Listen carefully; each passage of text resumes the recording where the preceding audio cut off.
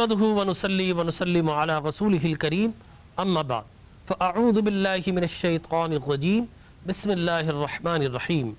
سبحان الذي اسرى بعبده ليلا من المسجد الحرام الى المسجد الاقصى الذي باركنا حوله لنريه من آياتنا انه هو السميع البصير صدق الله العظيم وصدق رسوله النبي الكريم الامين الرؤوف الرحيم۔ چینل 5 کے جملہ ناظرین کرام، چاہے وہ اطراف و اکناف عالم میں جہاں پر بھی بستے ہوں، شرق تا غرب، سب دیکھنے والوں کو صمیم قلب سے ہم سلام پیش کرتے ہیں اور شب معراج، شب عروج اور شب ارتقاء کی مبارکباد پیش کرتے ہیں۔ السلام علیکم ورحمۃ اللہ وبرکاتہ۔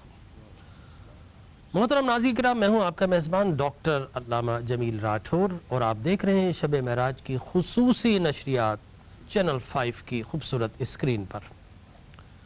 جب سفر معراج، واقع معراج یا معجزہ معراج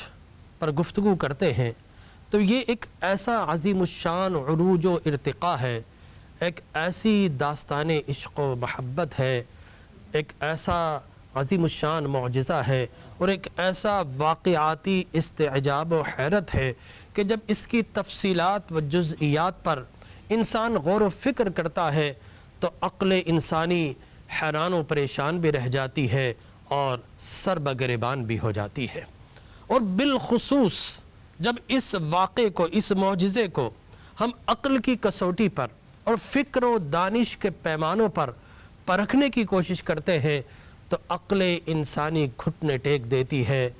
فکر و دانش انسانی ہیچ رہ جاتی ہے اور انسان کا علم و ہنر محو حیرت رہ جاتا ہے۔ اور بالخصوص وہ لوگ جو حدود و قیود کے پابند ہیں،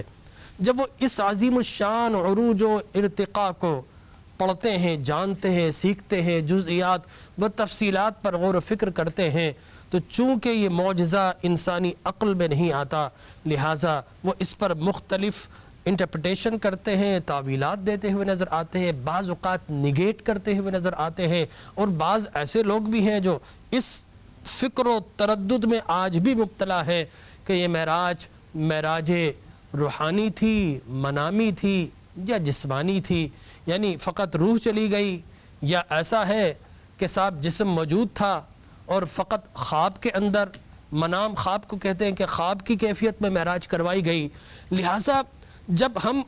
نبی کے معجزے کی بات کرتے ہیں تو محترم ناظرین کرام یاد رکھیے کہ جہاں پر انسانی عقل،